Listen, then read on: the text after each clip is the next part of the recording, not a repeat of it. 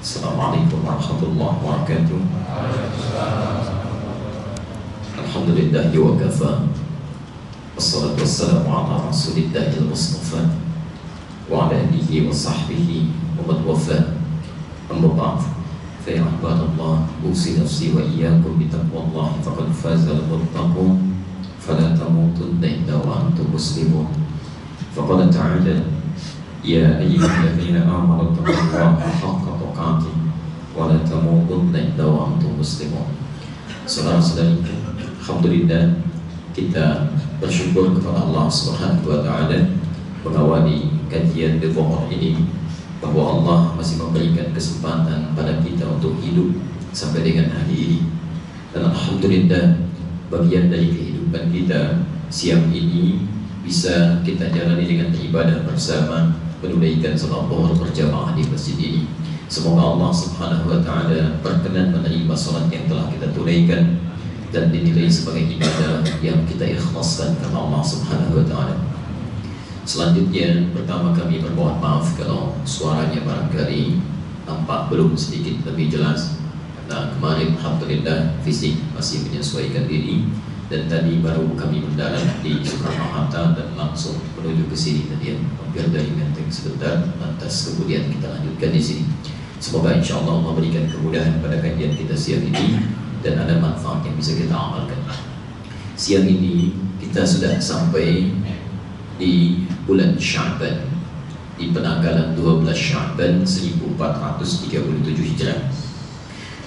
Penting kita ketahui, saat masuk di bulan Sya'ban, Rasulullah SAW sudah memberikan panduan kepada kita. Satu, untuk menunaikan amalan-amalan sebagai persiapan menuju Ramadan, sebagai adaptasi kita menuju Ramadan. Dan yang kedua, Rasulullah pun memberikan petunjuk-petunjuk kepada kita untuk merencanakan amalan-amalan yang sekiranya kita akan tunaikan saat di Ramadan nanti. Nah, siang ini kita akan keluarkan petunjuk-petunjuk Nabi itu dari sebagian yang telah dibahas di Masjid Yusuf, dan selanjutnya mudah-mudahan bisa kita mulai amalkan dan rencanakan amalan kita Ramadan di tahun ini, dan semoga lebih baik dibandingkan dengan tahun-tahun sebelumnya. Karena waktu kita terbatas, kita akan langsung mulai saja. Bapak Ibu sekalian, kami ingatkan amalan yang pertama kalau sudah masuk di bulan Sya'ban, ya. Pertama, ini sekedar mengulang singkat dulu bagi Anda yang telah mengikuti di Masjid Yusuf, barangkali sudah mendapatkan informasinya. Rasulullah membimbing kita untuk memperbanyak doa. Saya ulang, Rasulullah membimbing kita untuk memperbanyak doa agar diberikan kekuatan iman dan Islam saat hadir di Ramadan nanti. Dengan izin Allah, ya, saya ingatkan ada beberapa doa yang sampai kepada kita, sebagian riwayatnya bermasalah, ya, dihukumi dhaif oleh para ulama hadis, dan dhaifnya bukan sekedar dhaif, tapi dhaif yang tidak bisa digunakan sebagai hujjah, nggak bisa dipakai dalil, ya. Dia ada dhaif yang bisa digunakan sebagai amalan, keutamaan amal, ada dhaif yang tidak bisa digunakan sebagai amalan atau hujjah dalam beramal. Ya, rumusnya 3M, 1 mungkar, 2 matruk, 3 maudhu'. Nah, ada hadis yang masuk pada kategori hadis mungkar terkait dengan doa yang sering dipanjatkan di bulan Rajab atau Sya'ban untuk sampai ke bulan Ramadan. Hadisnya mungkar. Hadis mungkar itu hadis yang diriwayatkan oleh orang yang tertuduh seringkali menyimpang perbuatannya dari tuntunan agama. Bisa dia menyampaikan hadis, tapi seringkali juga misal saja, ya, misal pernah mabuk, ya, pernah mencuri, membicarakan keburukan orang. Maka hadis-hadis yang diriwayatkan oleh orang seperti ini itu diingkari oleh ulama, walaupun isi hadisnya belum tentu salah. Hanya karena pribadinya bermasalah maka ditolak oleh ulama. Ya, bisa saya beri contoh, misalnya hadis tercantum di 2 kitab hadis. Ya, ada pertama di Musnad Ahmad, Musnad pertama nomor hadis 259, disandarkan pada Ibnu Abbas. Ya, pernah dengar riwayat ini? Allahumma barik lana fi Rajab wa Sya'ban wa barik lana fi Ramadan. Redaksi pertama, ya Allah, mohon berkahi kami di bulan Rajab dan di bulan Sya'ban, dan mohon berkahi kami di bulan Ramadan. Ini redaksi pertama. Redaksi yang kedua mirip-mirip dengan yang ini, hanya ujungnya berbeda, ya. Allahumma barik lana fi Rajab wa Sya'ban wa ballighna Ramadan. Ya Allah, mohon berkahi kami di bulan Rajab, di bulan Sya'ban, dan mohon sampaikan kami ke bulan Ramadan. Redaksi yang kedua ini Anda bisa dapati di Sunan Al-Baihaqi nomor hadis 3524. Pernah dengar redaksi itu ya? Baik.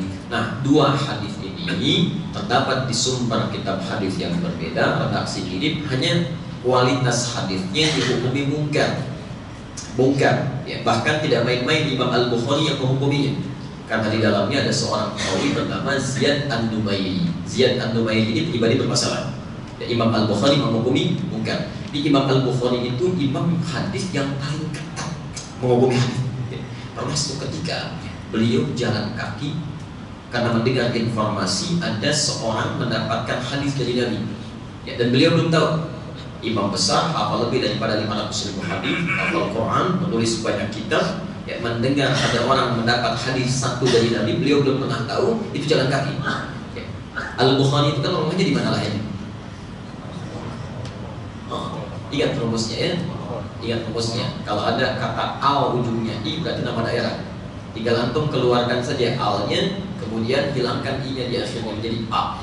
Ya, Al-Bukhari itu dari kata Bukhara. Ya, masih ingat nama aslinya itu Muhammad, punya bapak namanya Ismail, punya kakek namanya Ibrahim, punya kakek buyut namanya Al-Mughirah, yang buyutnya Al-Bardisman, tinggal di kecamatan Ju'afah, Kabupaten Bukhara, Provinsi Khurasan, negara Uzbekistan sekarang.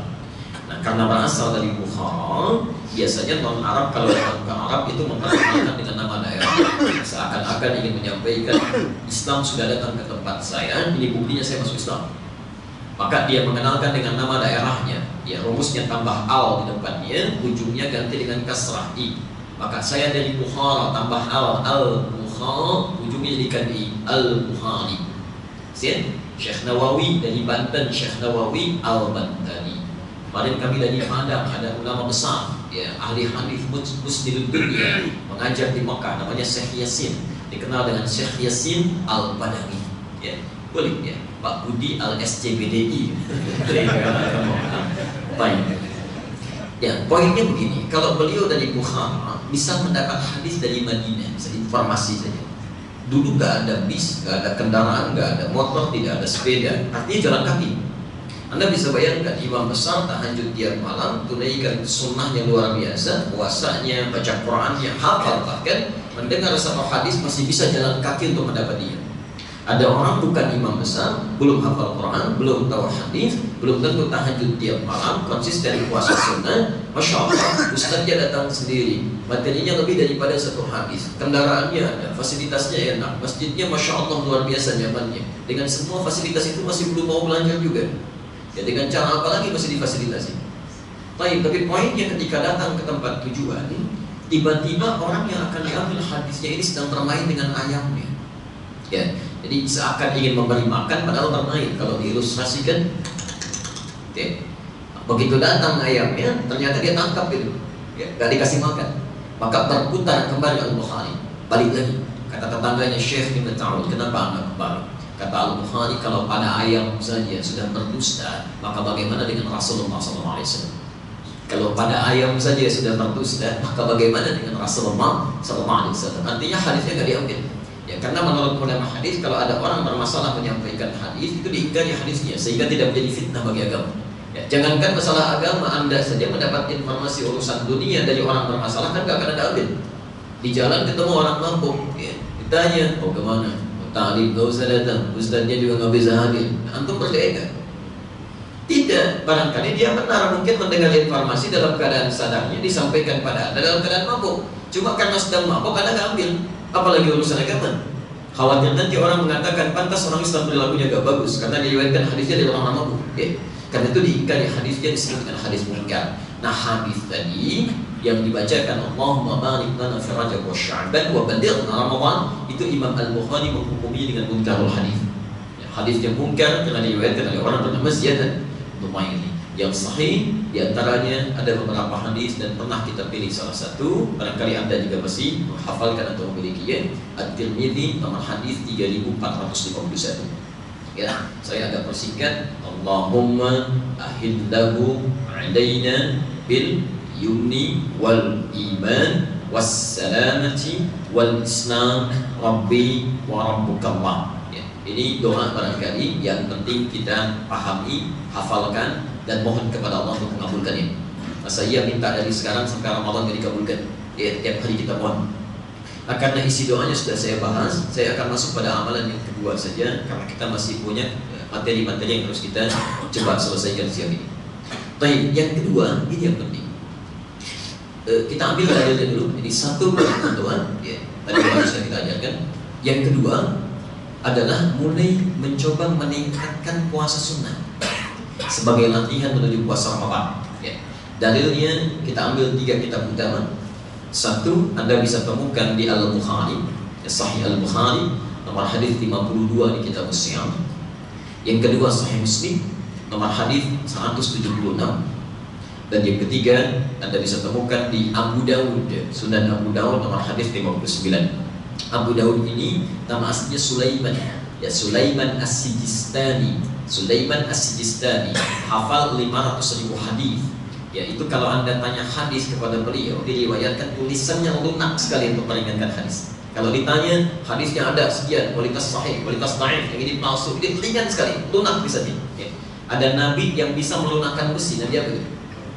Nabi Daud. Jadi kalau Anda kasih besi itu lunak, mau dibikin apa saja, bikin perisai, bikin sendok, bikin macam-macam tuh. Nabi Daud, Masya Allah. Kalau Nabi Daud bisa melunakkan besi, maka Sulaiman As-Sijistani bisa melunakkan hadis dengan lisannya. Maka dikenal oleh masyarakat sekitar dengan Abu Dawud, ya, seorang yang bisa melunakkan hadis dengan lisannya. Sejak saat itu dikenal dengan Abu Dawud, menulis kitab Sunan Abu Dawud. Ada 4.800 hadis di sana, diseleksi dari 500.000 yang beliau hafalkan, dan terdapat 15 hadis qudsi di dalamnya. Posisi hadis ini nomor hadis 59 dari Aisyah radhiyallahu anha. Ya, Aisyah itu istrinya Nabi, orang paling dekat dengan Nabi. Rumus dalam ilmu hadis, jika Anda menemukan hadis-hadis diriwayatkan oleh istri-istri Nabi atau keluarga terdekat Nabi, maka cepat tunggangi hadisnya. Karena ini hadis terpenting. Ya, karena yang paling tahu tentang kepribadian Nabi orang rumahnya. Ya. Maka dia kalimat dari Aisyah di bapaknya, "Ma ra'aitu Rasulullah sallallahu alaihi wasallam yasumu akthar min Sya'ban." Saya tidak pernah melihat Rasulullah SAW banyak menunaikan puasa sunnah kecuali di bulan Sya'ban. Nah, maka ayo kita boleh, ini sunnahnya sudah kita harus tingkatkan bulan ini. Dan Anda mendapat pahala itu, Masya Allah, setahun sekali. Belum tentu dapat Sya'ban tahun yang akan datang. Mungkin Anda meninggal, belum tentu hidup tuh sampai Sya'ban yang akan datang. Ya, hati-hati. Jadi mumpung diberikan kesempatan sekarang, jangan tinggalkan. Sekarang Masya Allah hari Kamis di tanggal 12 ada kesempatan puasa sunnah. Masya Allah, besoknya tanggal 13 puasa lagi, Ayyamul Bid. 14-nya puasa lagi, 15 puasa lagi. Ya, jadi Jumat, Sabtu, Ahad, Seninnya masuk lagi tuh puasa sunnah. Masya Allah, Alhamdulillah, hari ini diberikan kenikmatan banyak untuk puasa. Jadi ketika Anda lakukan itu, Masya Allah, bukan cuma mendapatkan pahala dari puasanya, tapi pahala dari mengikuti tuntunan Rasulullah SAW. Ya, pahala cinta kita kepada Nabi, di situ ada pahalanya. Dan cuma sebulan sekali. Ya, tapi poinnya adalah puasa ini sesungguhnya untuk latihan fisik kita, untuk beradaptasi dengan Ramadan nanti. Sehingga yang tidak biasa puasa sudah mulai siap-siap, terbiasa fisiknya. Maka saya sarankan, tapi jangan lompat ya, jangan terlalu tinggi. Yang belum biasa puasa, ayo mulai puasa. Hari ini nggak sempat, besok ambil salah satu dari Ayyamul Bid. Boleh ya, boleh Jumatnya, Sabtunya, Ahadnya. Nggak sempat Seninnya. Yang terbiasa Senin tambah Kamis, Senin dengan Kamis. Sudah biasa tambah Ayyamul Bid. Tapi kalau sudah biasa lagi, boleh tingkatkan lagi, ya, boleh tingkatkan. Ya, sampai puasa Daud misalnya, ya, sehari puasa, sehari tidak. Kalau mau mulai dari Senin, silakan. Senin puasa, Selasa tidak. Rabu puasa, Kamis. Ini yang harus digarisbawahi ya. Kalau antum sudah berpindah amalan dari yang biasa ke yang lebih tinggi lagi, maka amalan biasa yang di bawahnya boleh ditinggalkan. Jangan kerjakan lagi. Jadi kalau Anda terbiasa puasa Senin Kamis, pindah ke puasa Daud, maka Senin Kamisnya selesai. Ya, jadi kalau jatuh bersamaan bukanya Kamis, jangan puasa. Itu merusak ritme nanti, ke kesehatan juga gak baik. Ya. Di Senin puasa, Selasa tidak. Rabu puasa, Kamis buka. Jangan puasa. Dan Anda yang pindah kepada tingkat yang lebih tinggi, ya, tinggal pada tingkat yang lebih tinggi, itu amalan yang sebelumnya pernah dikerjakan, walaupun Anda tidak mengerjakannya, pahalanya tetap didapatkan. Sahih. Ya, Anda bisa temukan di hadis riwayat Al-Bukhari nomor hadis 2996. Idza narida al-'abdu aw safar kutiba lahu mithla ma kana 'alaihi muqiman sahihan. Kalau seorang hamba memiliki umrah atau berpindah pada amalan lain, atau bahkan dia sedang safar, lantas dia tidak mengerjakan amalan kebiasaannya. Ya, bisa Anda mau safar ke Bandung hari ini misalnya, berangkat sebelum zuhur, istirahat di kilometer 57, macet luar biasa. Ya. Lalu Anda satukan zuhur dengan asar menjadi jamak qasar. Ya. Ada jamak, ada qasar, ada jamak dan qasar. Kalau jamak hanya menggabungkan saja antara dua sholat yang jaraknya berdekatan, ya, jadi cuma yang dekat ya. Asar dengan zuhur, maghrib dengan isya. Subuh oleh Allah sengaja dipisahkan jauh sehingga nggak bisa dijamak kemanapun. Ya, silakan subuh ke zuhur jaraknya cukup jauh, isya ke subuh jaraknya cukup panjang. Antum nggak bisa jamak. Saya mau jamak isya sekalian subuh, nggak bisa. Ya, selesai di situ, baik ya. Qasar Anda singkat. Ya, yang disingkat ini adalah salatnya yang lebih daripada 2 rakaat dan genap. Ya, jadi lebih daripada 2 rakaat jelas subuh nggak bisa dikasar. Ya, karena masih 2 rakaat. Di atas 2 berarti ada maghrib, zuhur, asar, isya. Karena maghrib itu 3 rakaat, maghrib nggak bisa dikurangi. Ya, karena nggak bisa dibagi 2. Tidak ada sholat 1,5 ya, begitu sampai rukuk salam tidak ada. Tapi kalau antum gabungkan jamak dengan qasar, berarti zuhur dengan asar digabungkan, bisa satukan di waktu zuhur, takdim. Maka yang 4 jadi 2, asarnya jadi 2. Nah, saat Anda melakukan jamak qasar zuhur dengan asar jadi 2, walaupun ada kesempatan misalnya sholat sunnah ditunaikan saat itu, masih boleh nggak sholat sunnah? Tidak usah. Jangan terlampau soleh ya. Gak usah dikerjakan, sudah selesai. Yang fardu aja Anda jadikan 2, kenapa tambah lagi dengan sunnah? Yang zuhur aja 4, itu kan wajib, Anda turunkan jadi 2, Anda tambah lagi dengan sunnah, tidak usah. Nah, saat Anda tidak mengerjakan sunnahnya karena terbiasa mengerjakan yang sunnah, itu kata Nabi, kutiba lahum mithla ma kana alaihi muqiman sahihan. Pahalanya tetap diberikan sempurna, tercatat pahala Anda itu, amalan salat sunnahnya. Ya, itu sama persis padanannya misalnya di hadis di Riyadhus Shalihin. Anda yang belajar Riyadhus Shalihin dari 1896 hadis, lihat hadis ketiga dan keempat, posisinya paling kiri sebelah atas dia. Kata Nabi, "Inna fil Madinati la aqwaman." Di Madinah sekarang ada sekelompok orang tidak ikut jihad dengan kita, tapi mereka dapat pahalanya. Ya, jadi nggak ikut jihad, Nabi sedang jihad. Ya, kata Nabi, di Madinah ada yang nggak ikut di jihad dengan kita, tapi mereka dapat pahalanya. Siapa mereka? Habasahumul marad, yang biasa berjihad tapi sekarang sedang sakit gak bisa ikut. Jadi silahkan rumus ini keluarkan oleh Anda. Masya Allah, seorang lelaki terbiasa ke masjid, biasa ke masjid. Kadang-kadang kakinya kepleset tuh, ada masalah, gak bisa ke masjid. Maka saat dia tak ke masjid pun itu pahala sholat ke masjidnya tetap dicatat, walaupun dia sholat di rumahnya. Maka bagaimana dengan seorang perempuan yang dalam setiap keadaan sucinya dia memperbanyak amalan? Masya Allah, dia baca Quran, dia kerjakan ibadah sunnah, dia kerjakan yang lain-lainnya. Maka tatkala ibu datang waktu haidnya, itu pahala amalan dicatat dan sempurna itu. Maka demi Allah saya katakan, sampaikan pada istri Anda di rumah, rugilah seorang perempuan yang saat sucinya dia mempersempit amalannya, cuma sholat fardu aja, rugi itu. Sebab dalam keadaan dia haid yang dicatat cuma itu saja. Silakan berbanyak, ya. Bikin status, alhamdulillah ya, walaupun nggak sholat pahala kita dicatat, belum tentu. Kalau nggak pernah baca Quran, nggak tinggalkan amal sunnahnya, ya silakan ya, maksimalkan. Baik, jelas di sini. Jadi kalau Anda sudah tingkatkan ke puasa Daud, maka Senin Kamis berhenti, tapi pahala Anda bertambah di situ. Masya Allah, semoga Allah memuliakan ya. Tapi jangan dikiaskan dengan yang lain ya, cukup puasa Daud saja. Kalau puasa Daud berarti ada sholat Daud ya. Subuhnya sholat, duhurnya enggak ya. Misalnya sholat, maghribnya enggak, itu enggak ada ya.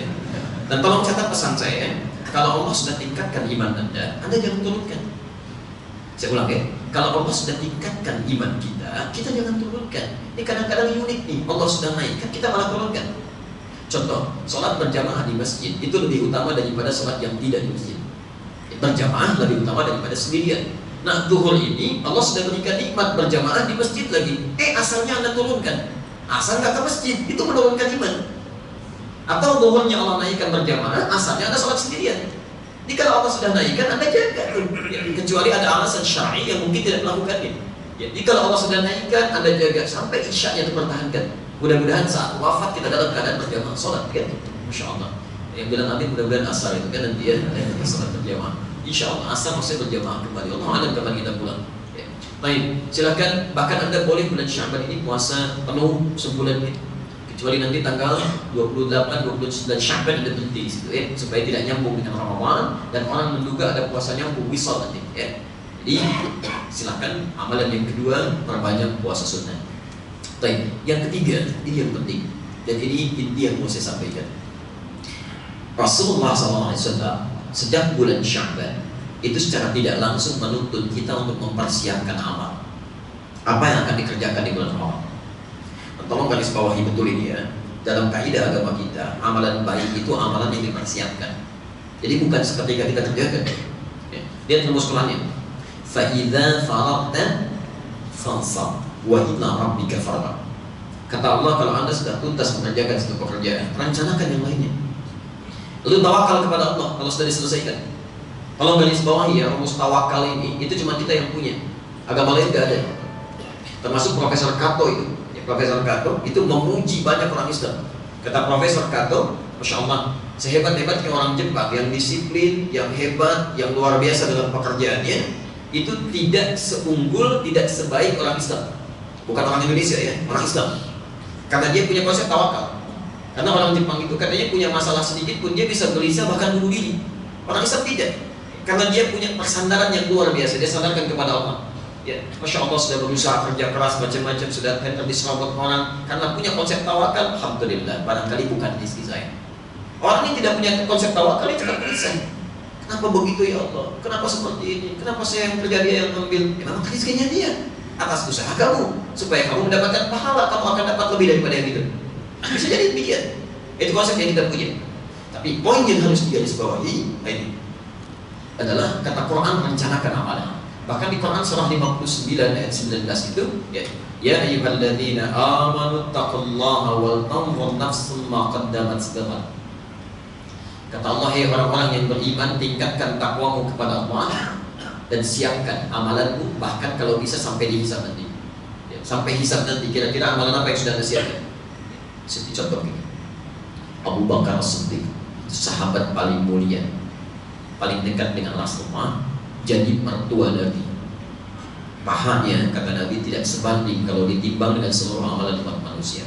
Itu kebiasaan beliau, salah satunya mengeluarkan semua amalan-amalan yang pernah disebutkan oleh Nabi. Kalau bahasa kita, beliau rinci lah.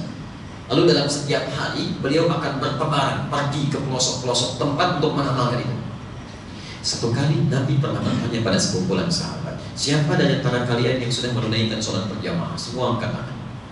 Masya Allah, sahabat Nabi dijamin sebagian dengan lisan Nabi masuk surga, pada hafal Quran, tahu hadis Nabi, pribadi luar biasa, nggak pernah sepi berjamaah. Ada orang bukan sahabat Nabi, surganya belum jelas, amalan berantakan, hisab yang menegangkan, Masya Allah, susah berjamaah luar biasa. Padahal masjidnya Allah sudah bangunkan langsung di sekitar area kerjanya, tinggal melangkah aja. Orang lain pada kesulitan tuh. Ya, mau cari masjidnya luar biasa susahnya. Kadang-kadang pindah ke tetangga sebelah, kadang-kadang numpang, kadang bikin di basement. Antum dikasih langsung nggak ke masjid juga. Masya Allah, dengan cara apa lagi difasilitasi? Ya. Nabi bertanya lagi, siapa di antara kalian yang sudah menengok orang sakit? Sebagian turun tangannya, Abu Bakar angkat. Siapa di antara kalian yang sudah menyolatkan jenazah? Yang lain turun, beliau angkat. Siapa yang sudah mengantarkan jenazah ke alam kuburnya? Abu Bakar cuma yang angkat. Dan siapa yang sudah berinfak hari ini? Beliau yang angkat sendirian. Anda bisa bayangkan semua amalan Nabi itu dikeluarkan oleh Abu Bakar, seharian itu diikut itu. Jadi keluar pekerjaannya demikian. Dan beliau seorang pengusaha. Jangan lupa, beliau seorang pengusaha. Jadi Anda bisa bayangkan seorang pengusaha sukses dalam kepribadiannya, sukses dalam bisnisnya, masih punya waktu untuk menunggangi amalan-amalan yang disebutkan oleh Rasulnya. Ya. Nah, inilah yang kemudian kita keluarkan dari situ. Kira-kira amalan apa yang pernah dilakukan oleh Nabi saat di bulan Ramadan, itu yang kita rencanakan sehingga kegiatan kita tahun ini terencana dibandingkan dengan tahun-tahun yang kemarin. Ya. Satu, mari kita ambil hadisnya, kita keluarkan dulu dalilnya. Rencana amal pertama yang sering dilakukan Nabi itu adalah meningkatkan kuantitas dan kualitas sholat. Ya, meningkatkan kuantitas dan kualitas sholat. Kita ambil beberapa hadisnya. Misal satu tentang sholat, kita ambil di Al-Bukhari hadisnya, nomor hadis 1147. Ya. Zuhur kurang 4 menit, 11.47. Zuhur kan 11.51 kan. Hadis Muslim, nomor hadis 738. Ambil satu, bisa menggunakan alternatif yang kedua. Ya, kita ambil lagi hadis Muslim misalnya, bisa 764. Oke. Baik, pelan-pelan. Al-Bukhari-nya ambil dulu teori umumnya di Al-Bukhari, kitab siang hadis 38. Kita ambil dulu, yuk lihat. Man qama Ramadan imanan wahtisaban ghufira lahu ma taqaddama. Dan tapi itu teori umumnya dulu ya. Al-Bukhari kita Muslim nomor hadis 38, nanti khususnya kita ambil yang ini. Lihat pelan-pelan. Ternyata Nabi SAW saat masuk ke bulan Ramadan itu amalan sholatnya meningkat. Bukan cuma fardu ya, sunnahnya nambah.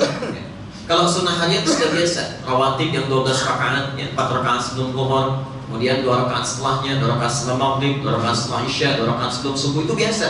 Di sahabat sudah biasa. Yang ditingkatkan selain daripada itu. Jadi Anda bisa bayangkan Allah memberikan nikmat kepada kita Ramadan, pahalanya luar biasa berlipat. Ketika datang Ramadan, jangan cukup dengan sholat fardu. Fardu tambah ke masjid. Yang biasa perlu meningkatkan ibadah sholat sunnahnya, ayo Ramadan tambah dengan sunnah. Jangan kehilangan. 2 rakaat sebelum subuhnya, 4 rakaat sebelum zuhurnya, terus tingkatkan, termasuk sholat mutlak. Nah, di antara sekian sholat yang pernah kita kerjakan khusus untuk Ramadan, Nabi mewanti-wanti kita agar konsisten menunaikan sholat yang disebut oleh beliau dengan kata qiyam. Ditunaikan setelah menunaikan sholat isya berjamaah plus sunnahnya.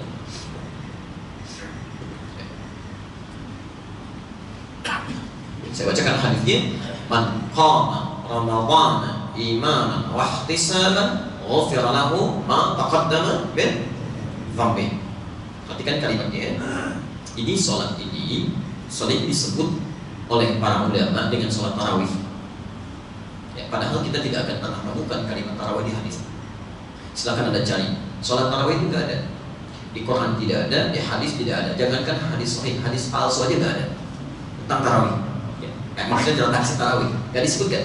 Yang ada bahasa nabinya qiyam.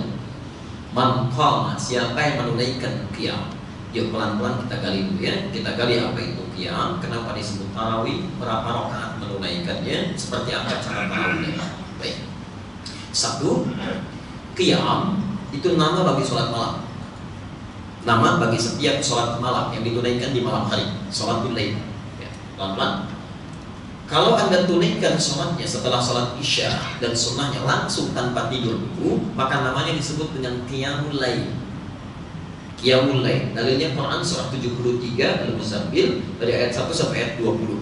Ayat ke-6-nya inna nasyi'atal laili ya asyaddu wat'an wa muqina. Ayat 20-nya cara menunaikannya. Silakan pilih ayat-ayat termudah untuk dibacakan dalam sholat itu. Tapi kalau Anda tidur dulu, istirahat dulu, kemudian bangun di pertengahan malamnya atau di penghujungnya, lalu Anda tunaikan sholat, maka sholat ini disebut dengan tahajud. Siap. Dalilnya Quran surah 17 Al-Isra ayat 79 sampai 81. Wa minal laili fatahajjad bihi. Di antara sementara malam Anda tidur dulu, malamnya baru bangun, silakan tunaikan salat. Nah, kedua salat ini baik qiyamul lail ataupun tahajud, keduanya disebut dengan qiyam. Kenapa Rasulullah SAW menyebut salat yang dalam malam Ramadan setelah salat isya dan sunnahnya dengan nama qiyam, seakan-akan ingin memberikan kemudahan kepada kita. Kalau Nabi menyebutkan qiyamul lail man qama bil laili Ramadan, maka Anda harus salat langsung setelah isya. Enggak boleh tidur dulu langsung. Tapi kalau Nabi menyebutkan tahajud man tahajjada fi Ramadan, maka salatnya harus Anda tunaikan setelah tidur dulu, malam baru bangun. Tapi ketika Nabi menyebut dengan kalimat umum qiyam, itu artinya silakan. Bagi yang ringan menunaikan setelah isya langsung silakan. Atau ada yang baru pulang kantor kena macet di jalan luar biasa, kemudian orang sudah pada bubar dari masjid, mau istirahat dulu boleh. Malamnya Anda tunaikan. Jelas di sini. Baik, satu poin sudah kita dapatkan. Nah, sekarang ini yang intinya. Bagaimana cara Nabi menunaikannya? Ini poinnya. Ternyata Masya Allah, pertama kaidahnya kata Nabi, imanan. Lakukan karena Allah. Lakukan karena Allah, bukan karena yang lain.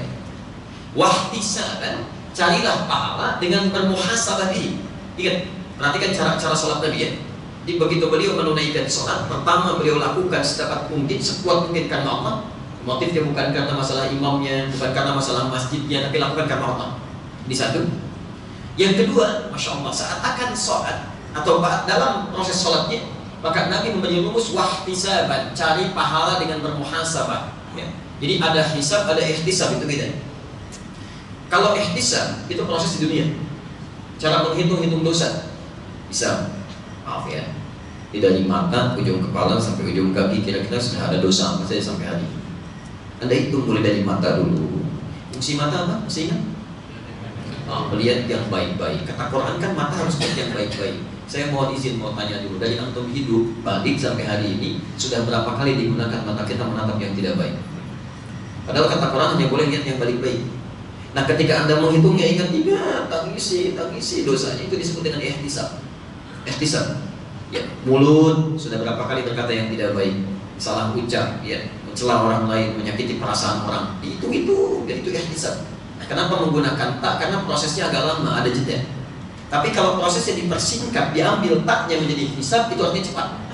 Kenapa di akhirat nanti disebut dengan yaumul hisab? Karena hisab Allah lebih cepat daripada hitungan kita, daripada hisab yang kita lakukan. Allah itu gak usah banyak waktu. Oh, kamu mengerjakan ini buktinya. Nih, ditampakkan langsung, kelihatan. Mulutnya gak bisa bicara. Al-yawma nakhtimu ala afwahihim. Karena itu cepat. Karena itu kata Nabi, ketika anda menunaikan sholat malam itu, cobalah sambil istighfar. Cek dosa-dosa kita sebelum sholat, istighfar dulu, mohon ampun dulu dan sebagainya. Masya Allah, kalau anda bisa lakukan itu dengan istighfar, anda tobat kepada Allah, maka diampuni dosa-dosa yang pernah dilakukan sampai dengan malam itu. Ghufira lahu ma taqaddama min dhanbi. Diampuni. Yang paling indah adalah ketika dosa sudah diampuni, hilang dosanya, kemudian anda sholat baru takbir, tiba-tiba datang malaikat maut. Ya ayyatuhan nafsul mutmainnah, irji'i ila rabbika radiyatan mardiyah. Yuk pulang. Itu paling beruntung. Paling beruntung. Anda bayangkan seorang Ufaid, sahabat Nabi, diajak masuk Islam oleh Sa'ad bin Mu'adz. Nanti dulu. Begitu sampai perang Uhud, dia katakan, ya Rasulullah, sekarang saya masuk Islam. Masuk Islam sekarang. Maka ketika mengikrarkan keislamannya, itu belum sempat sholat, belum rukuk, belum sujud, belum apapun. Masuk ke medan perang, pada Allah syahid, meninggal saat itu. Kata Nabi, ini orang paling beruntung di muka bumi. Modalnya sedikit, keuntungan banyak. Jadi begitu bersyahadat, dosanya kan gugur, hilang semua. Terjun ke medan perang, punya amalan sedikit, wafat di situ, masuk surga. Maka bagaimana dengan antum yang biasa sholat, biasa puasa, biasa zakat, cuman biasa membicarakan keburukan orang, biasa mencela orang, biasa punya pikiran yang tidak baik, istighfari dosa-dosa itu, begitu diampuni oleh Allah, Masya Allah, sholat anda, maka seketika anda menjadi manusia paling beruntung. Ghufira lahu ma taqaddama min dhanbi. Ini rumus yang pertama. Rumus yang kedua, ini yang paling penting. Kapan kita mempraktikkan ihtisab itu? Ya. Anda boleh tunaikan saat menunaikan salat qiyam, ya, baik itu saat salam, pada saat duduk, atau di selak-selaknya saat menunaikan salat. Yuk kita lihat dulu. Ada Abdullah bin Mas'ud dan Hudzaifah al-Yamani. Al-Bukhari nomor hadis 1147, Muslim nomor hadis 738. Datang kepada Aisyah kemudian bertanya, bagaimana salat malamnya Nabi? Ya. Maka dijawab oleh Aisyah radhiyallahu anha, lihat kalimatnya, ini jawaban yang pertama. Kata Aisyah, maka Rasulullah SAW yazidu fi Ramadan wa la ghairi Ramadan in ana 11 rak'atan. Saya tidak pernah melihat Rasulullah menunaikan salat malam di Ramadan atau di luar Ramadan kecuali 11 rakaat. Beliau tunaikan 4 rakaatnya, 3 rakaatnya, dan jangan pernah tanya antara bagus dan panjang bacaannya. Lantas al-anturihinna, Masya Allah, jangan tanyakan akan baiknya wa husnihinna dan bagusnya bacaannya. Jadi keterangan Aisyah yang pertama, ini hadis pertama, boleh menunaikan tarawih atau qiyam 11 rakaat. Dalilnya tadi, ya, boleh 11 rakaat, formasinya 4 kemudian 3. Tapi poinnya bukan itu. Poinnya Nabi menunaikan bacaannya saking bagusnya, jangan ditanya deh katanya. Gak usah ditanya, indah sekali dan tenang bacaannya. Allahu Akbar. Dibuktikan kemudian Abdullah bin Mas'ud dan Hudzaifah al-Yamani ikut berjamaah dengan Nabi. Satu ketika terangkum nanti di hadis Muslim hadis 764. Ya, Anda bisa temukan juga di Abu Daud nomor hadis 1365, kisahnya dari Ibnu Abbas. Maka bolehlah bermakmum di belakang Nabi. Apa yang terjadi? Bacaan yang Masya Allah, ini Nabi orang paling takwa ahli surga. Rakaat pertama 100 ayat Al-Baqarah, 100 ayat. Diduga akan rukuk oleh Abdullah bin Mas'ud, kata beliau ternyata nyambung ke Al-Imran. Di Al-Baqarah itu 286 ayat, nyambung ke Al-Imran 200 ayat. Diduga akan rukuk, ternyata nyambung ke An-Nisa. Baru berhenti rakaat pertama itu di An-Nisa ayat 176, 5 juz 4 halaman. Nabi Rasul dijamin masuk surga, orang paling takwa, menunaikan qiyamnya rakaat pertama 5 juz 4 halaman. Besoknya Abdullah bin Mas'ud dan Hudzaifah al-Yamani tidak ikutan lagi. Bukan karena capek, tidak. Ya, bukan karena capek, karena mereka terbiasa. Ya, nanti setelah meninggal nanti Anda bisa lihat, nanti kita pelajari di kitab kajian kita di sini karangan Imam An-Nawawi itu At-Tibyan. Ya, Anda bisa cek nanti di halaman 47-nya sebelah kiri, ya, barisan paragraf 3 barisan 1 sampai 8. Itu biasa Utsman bin Affan, Umar bin Khattab, Abdurrahman bin Auf kalau menunaikan salat malam tahajud itu sampai hatam Quran biasa. Pebisnis sibuk luar biasa, tahajud tiap malam bisa hatam Quran. Ada pebisnis bukan sahabat, belum jelas surahnya, masya Allah, jangankan tahajudnya, sholat fardunya terlambat, tapi kalau bola bisa bangun. Hafal itu Liverpool kalah 3-1 sama Sevilla gitu ya, masya Allah. Sudah dari solid goal kan pertama dibalas lagi 3 kan. Hafal sampai ke situnya, tahajud gak bangun. Ada yang salah itu di situ ya. Saya nggak nonton sistem ahli, nggak ada ya. Baik, saya nggak membuang waktu 90 menit itu ya duduk di depan itu, padahal besoknya bisa dilihat lagi. Baik, saya kembalikan dulu ya. Saya kembalikan. Jadi ternyata tenang ditunaikannya. Nah, sesuatu yang ditunaikan dengan tenang, nyaman, ada pengaruh ke dalam jiwa, itu bahasa Arabnya disebut dengan tarwihah. Nah, tarwih itu dia ada jeda dulu. Begitu sujud, ingat-ingat dosa apa yang pernah dilakukan. Begitu salam, assalamualaikum, istighfar dulu, ingat-ingat sambil tenang, itu tarwihah namanya. Maka kata Abdullah bin Mas'ud itu sahabat paling hebat bacaan Qur'annya, paling bagus terdengarnya. Tapi kalau sudah mendengar bacaan Nabi, kata beliau, tidak ada yang paling indah selain bacaan Rasulullah SAW. Hatinya itu luar biasa, menghujat ke jiwa. Itu tarwihah namanya. Tapi kalau dikerjakan terus-menerus 2 rakaat lagi, tambah 2 rakaat lagi, tambah 2 rakaat lagi, maka dijamakan menjadi tarawih. Tarawih. Di tarawih itu sesungguhnya bukan nama sholatnya, tapi nama sifat sholatnya. Sifat sholatnya. Di sholat Nabi itu ditunaikan dengan tarawih, tenang bacaannya, antara gerakan ke gerakannya nyaman, ada sentuhan ke dalam jiwa dalam bacaannya. Sesekali beliau menunaikan 13 rakaat, pernah bersama Ibnu Abbas. Ya, ada dalilnya misalnya hadis Muslim hadis 264, dari Abu Daud 1365.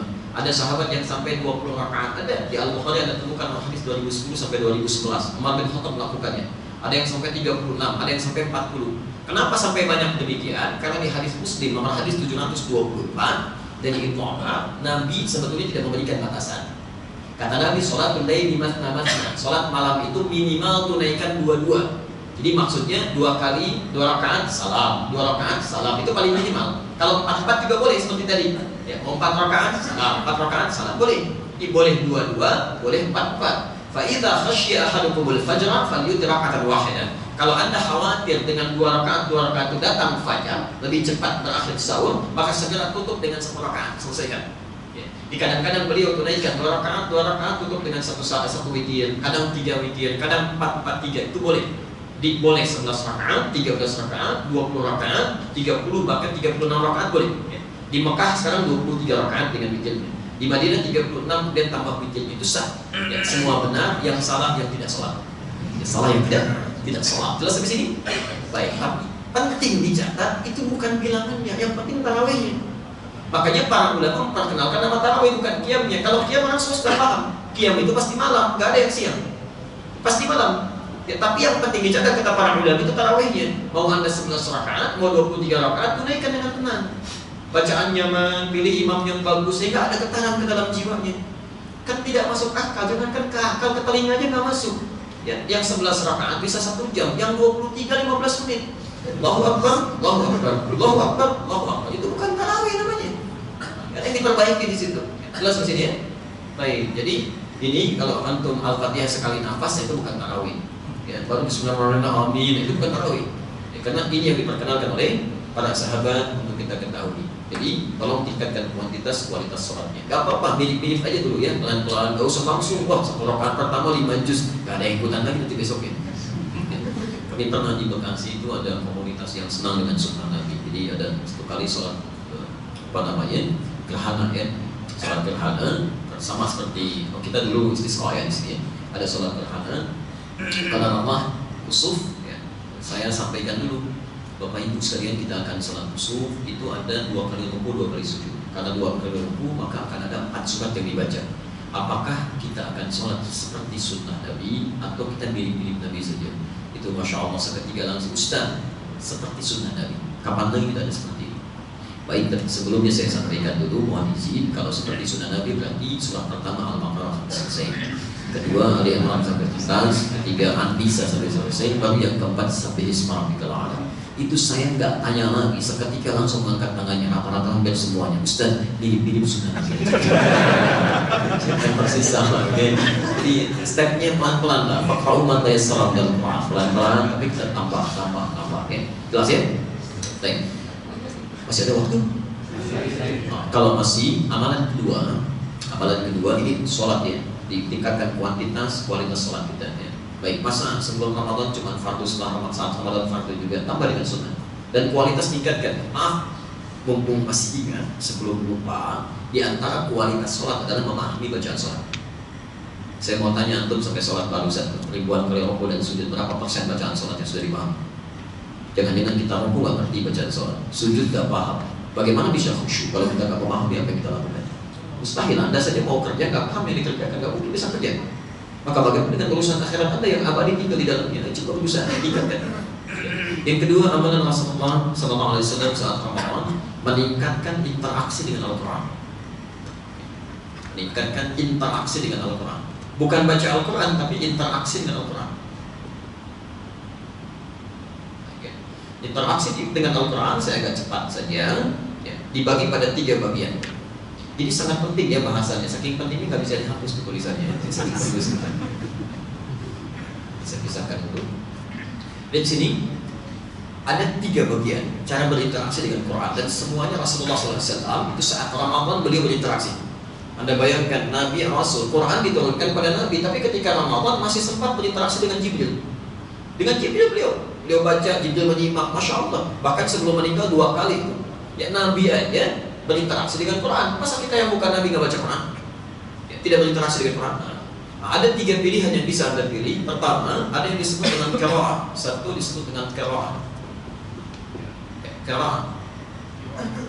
Qiraah itu artinya sekedar membaca tanpa harus menyertakan terjemah dan pemahaman.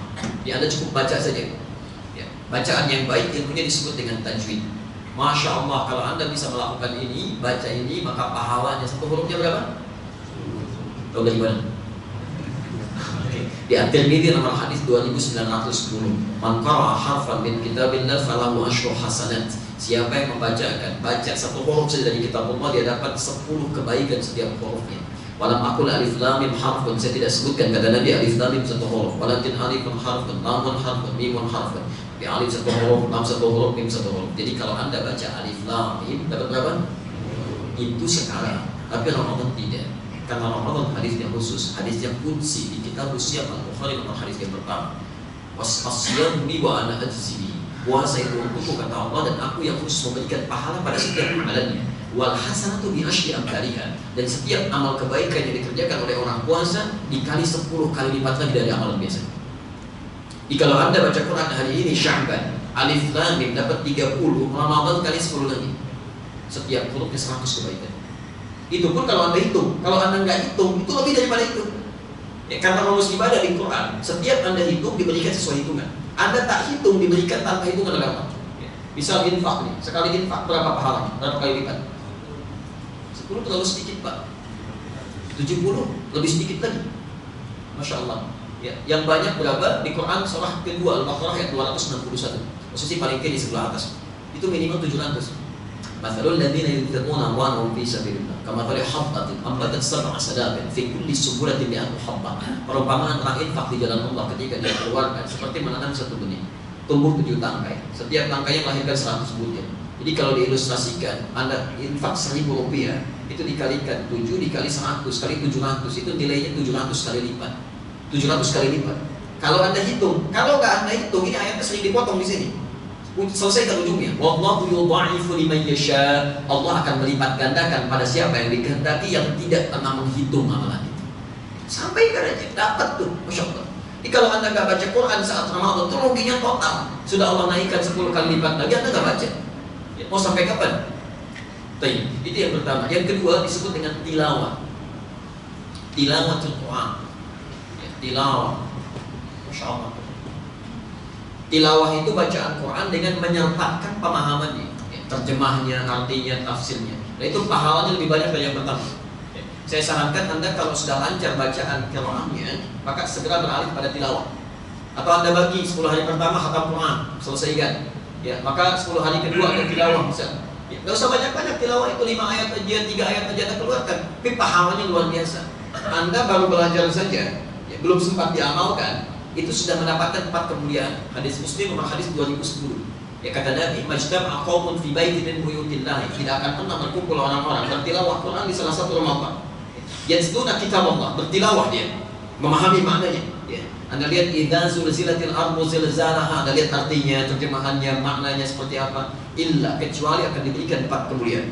Ghasyiyatuhumur rahmah, rahmat Allah saat itu diliputkan pada dirinya. Kemudian nazalat alaihimus sakinah, pada jiwanya diberikan ketentraman.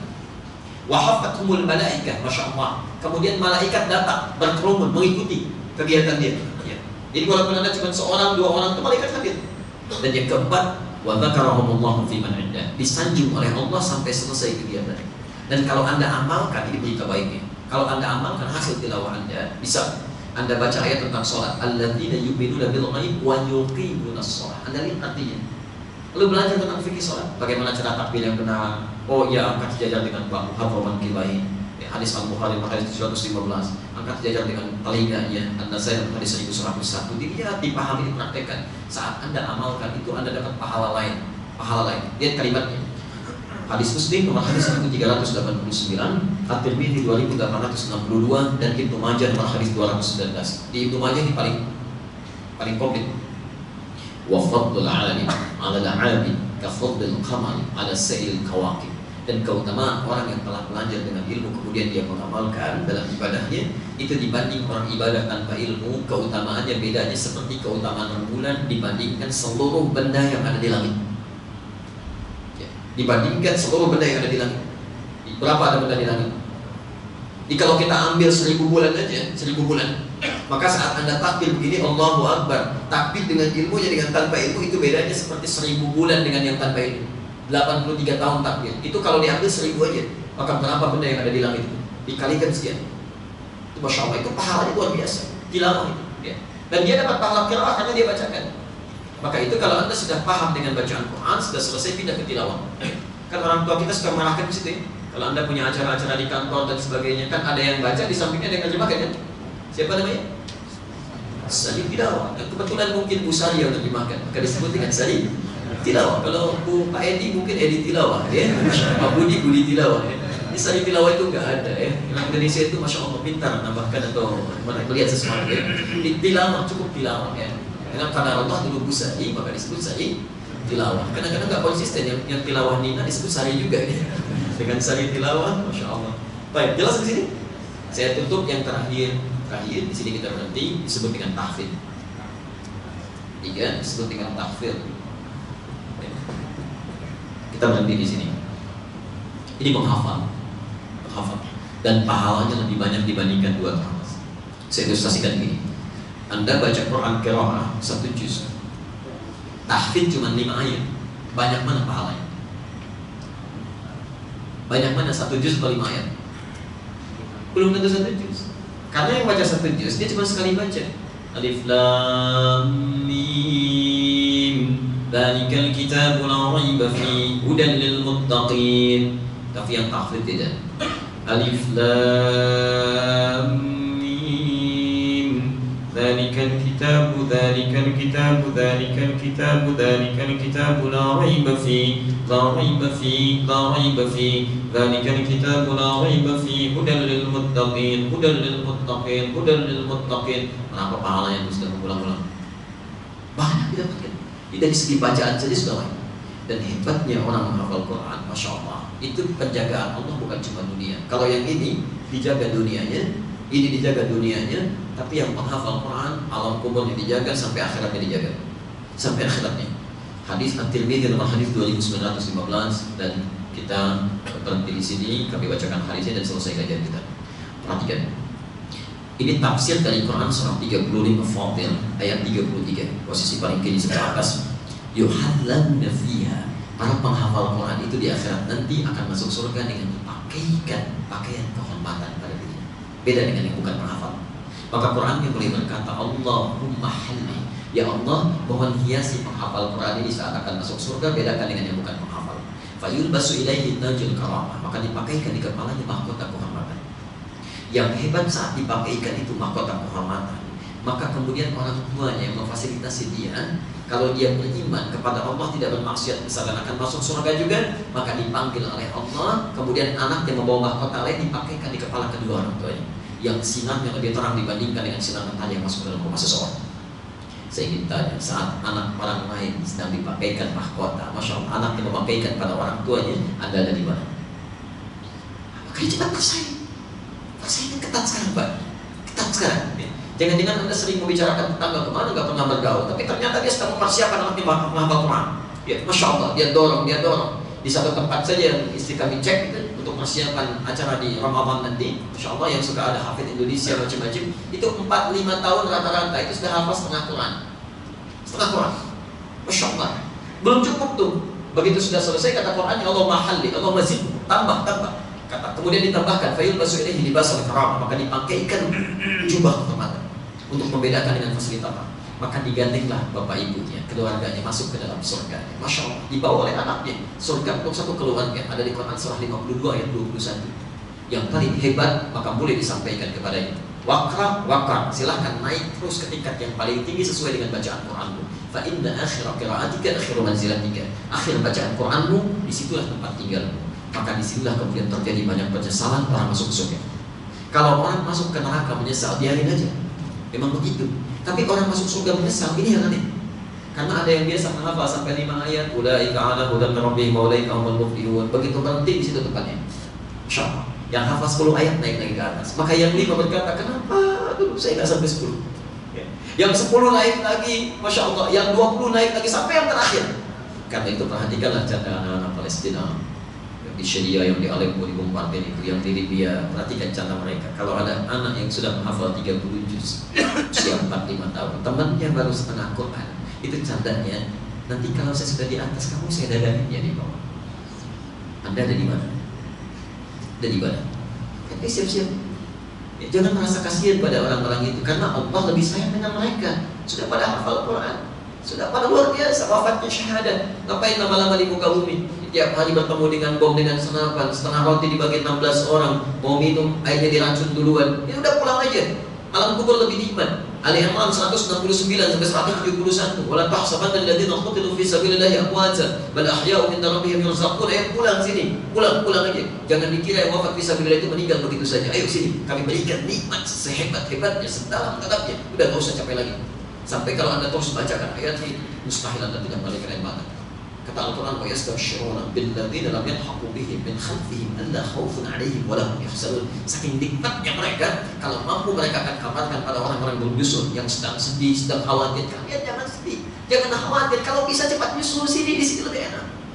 Makanya Anda jangan heran kalau sudah pada hafal Quran itu, anak 4 tahun, 5 tahun itu main-mainannya pakai pistol mainan yang dari kayu, tembak-tembakan dari atas pesawat, mengira mereka mujahid sedang latihan. Allahu Akbar. Apa kata mereka? Begitu melihat bom, ya kata mereka, oh ini nama saya terukir di situ, saya pulang duluan. Kata temannya, bukan kamu, saya pulang duluan. Kata kawannya, saya nyusul paman saya. Makanya cepat diambil tuh di Aleppo, yang kena anak-anak kecil, perempuan. Ya memang sayang Allah pada mereka. Yang kasihan itu saya, Anda, kita. Ya, ada anak 4-5 tahun, Masya Allah bisa menghafal Quran.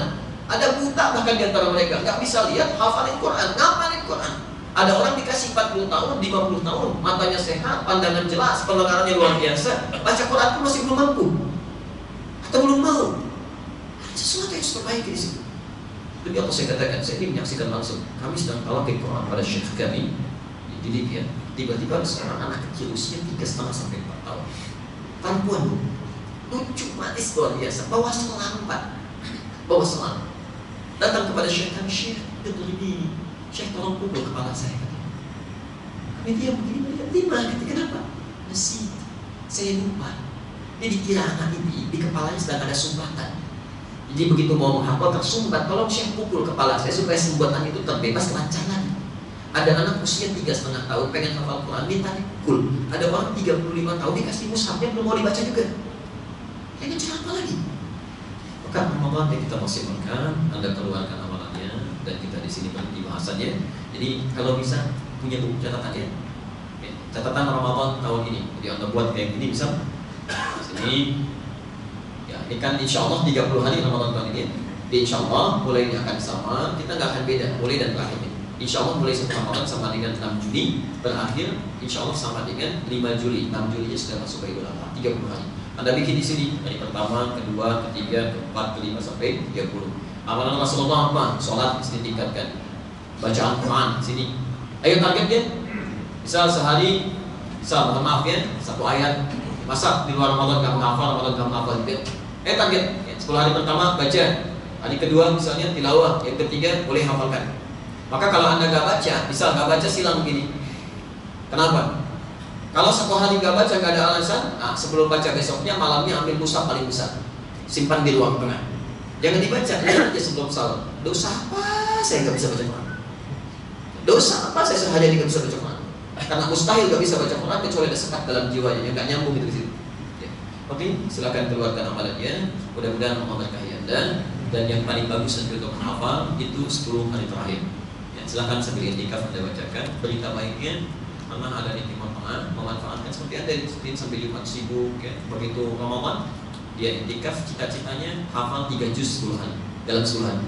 Maka pamit pada istri, ini kisah nyata. Pamit pada istri ya, istrinya mendukung, dipersiapkan, masya Allah berangkat. Istrinya pun termotivasi. Saya pun harus menghafal. Maka punya anak 3, Pak. Salah satunya masih disusui, masih kecil-kecil. Istrinya menghafal. Ya, sambil merawat, dia menghafal juga. Begitu selesai, suaminya pulang, gembira luar biasa. Alhamdulillah, hafid ternyata saya sudah hafal 3 juz. Istrinya cuma dia senyum ini. Ternyata istrinya hafal 30 juz dalam 10 hari. Luar biasa. Anda coba praktekkannya, kira-kira Anda hafal berapa, istri Anda hafal berapa. Masya Allah, gak ada masalah, yang penting pahala yang dapat dari sini. Baik, kami kira itu yang kita sampaikan untuk kesempatan hari ini. Ya, mohon maaf kalau ada beberapa hal yang barangkali kurang atas waktu kita juga. Terima kasih. Subhanallah wa bihamdika asyhadu an la ilaha illa anta astaghfiruka wa atubu ilaik. Wa akhiru da'wana alhamdulillahi rabbil alamin. Assalamualaikum